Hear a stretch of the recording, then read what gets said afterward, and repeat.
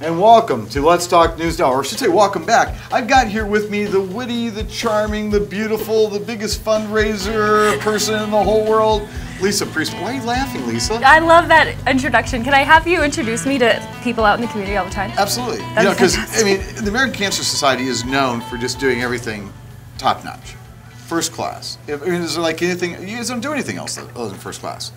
Well, yeah, we try to do things the right way, you know. I would say so. I would say so. I mean, after all, your entire history. How long has the American Cancer Society been around? Next year it'll be 100 years. See, I knew that. Years. I actually set you up because I knew that question. I knew the answer to that question.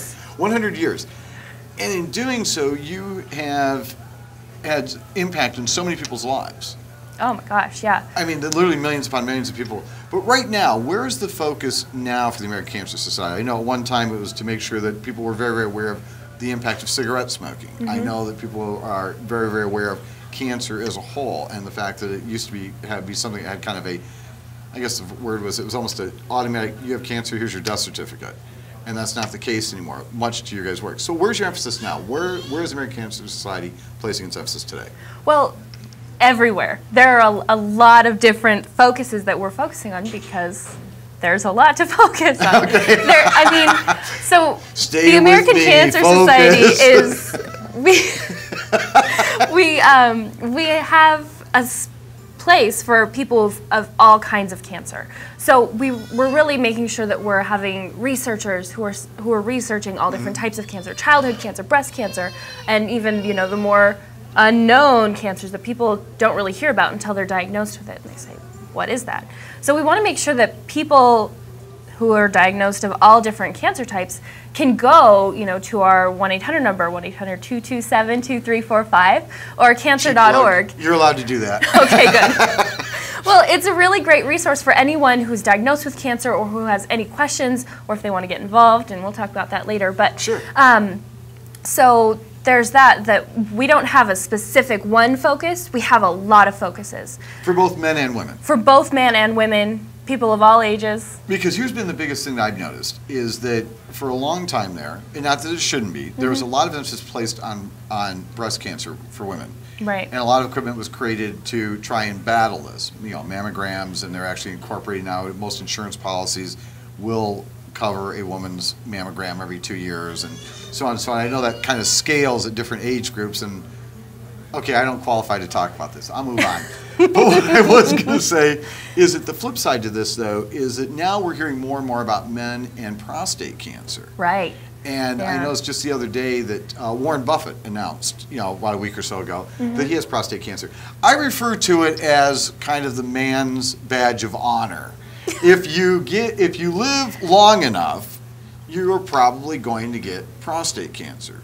Prostate cancer is actually really common, and it's such a slow-growing cancer that sometimes when you're diagnosed with prostate cancer, if your life expectancy is less than 10 years already, like somebody who's a little bit older, they're likely to die of something else before they're even stricken with. Exactly, and that's what I've heard, is because it is contained and it's very, very slow growing. I remember when, this would be before your time, but Ronald Reagan went in because he had prostate cancer. Now you're looking at Warren Buffett, who is, I'm going to say he's over 60. I'm just going to let it go at that.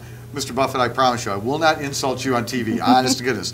But the thing is, so you see that going on now, and so there is a new enlightenment with this, but it is self-contained, and you said it's oftentimes very, very slow growing. But that doesn't mean that men should just ignore it. Oh, definitely not. We have, there are so many research developments that come out all the time, and if if you find it out, there are definitely treatments that can even make it longer. I believe that actually for many of the men and so on, it's your downtime, if you would, is almost non-existent. Mr. Buffett's saying that he is going to, in fact, be able to work pretty much through this whole process while he's taking different meds, and he'll be out of commission for a few days or for a couple weeks, but not really for very long. And expects to work through the whole process. These new technologies that are coming forward, this is a large part because of the work of the American Cancer Society. That was really my point. Yeah. You guys do so much in awareness and fundraising and everything else that it's truly, truly, truly awesome. Thank you. No, you're welcome. Yeah, well, you know, we work really hard to try and make sure that people know what's going on in the world of all this cancer research and try to take all of the stuff that the crazy, smart researchers do and try to make it understandable for, you know, people like me and you who don't have PhDs. There you go.